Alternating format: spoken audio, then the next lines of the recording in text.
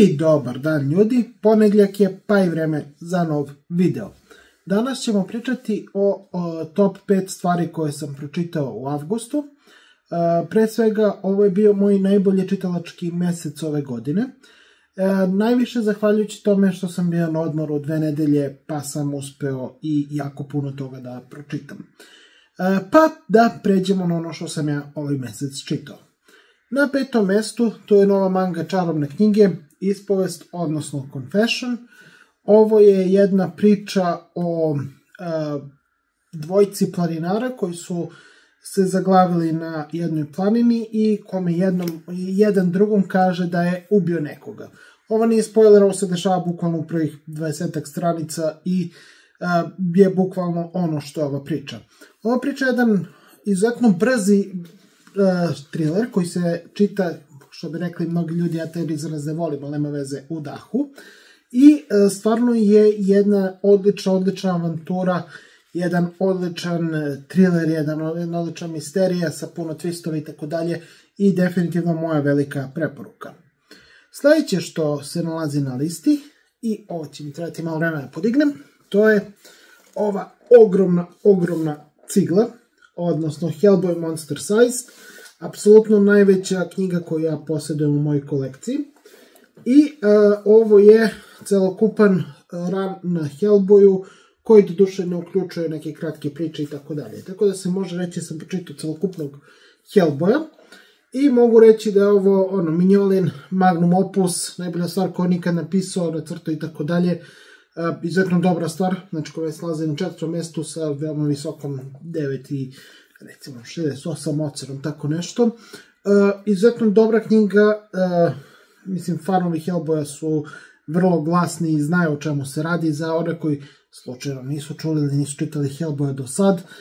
U pitanju je priča o ovom ovde Hellboyu, koji je kao klinac došao iz nekakvog pakla nekakvom mađijom, i koji ima raznorazne avanture u realnom svetu, što ponekad ide i u kako se zove, pakao i tako dalje, znači jedna izuzetno ozbiljna gotska hororična avantura koju je napisao i nacrtao mahom Mike Mignola sa još par umetnika kao pomagačima, od kojih je najpoznatiji možda Richard Corben i još neki.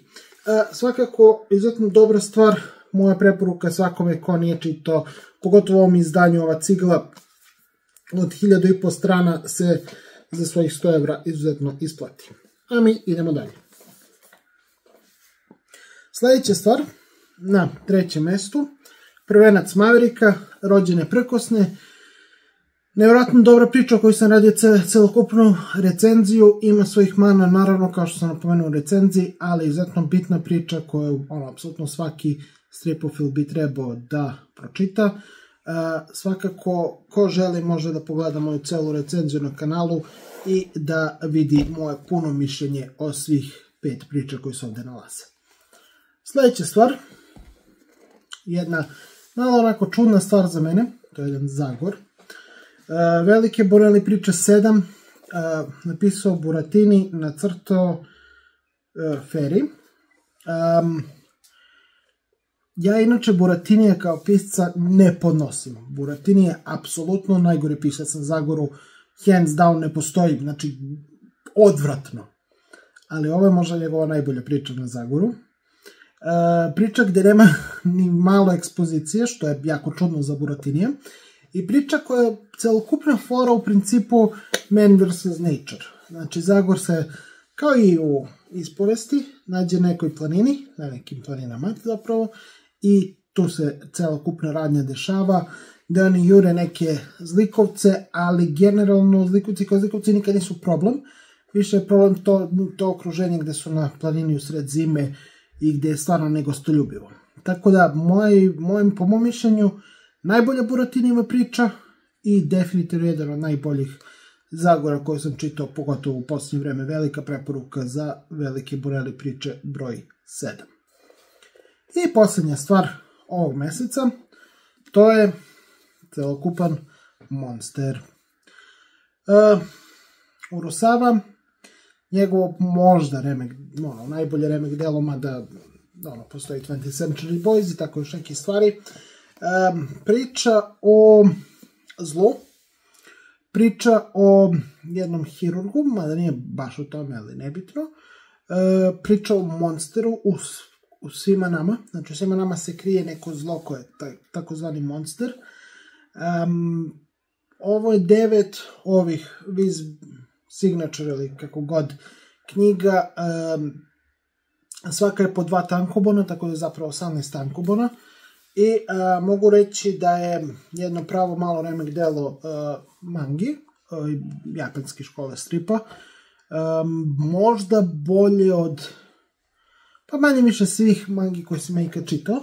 Ajde da ostavimo nešto kao što je Breh bogova koje je stvarno neprevaziđeno, ali osim toga izuzetno dobra manga, po mom mišljenju jedna od najboljih. I ne samo jedna od najboljih, već i jedna od najbitnijih, jer je psihološki thriller, svašta nešto, ko želi ozbiljno dobru mangu gde crtež prilično zapadnjački, mada i dalje manga naravno, i ko želi ozbiljno dobru psihološki thriller priču, misteriju, krimi i tako dalje, moja velika preporuka.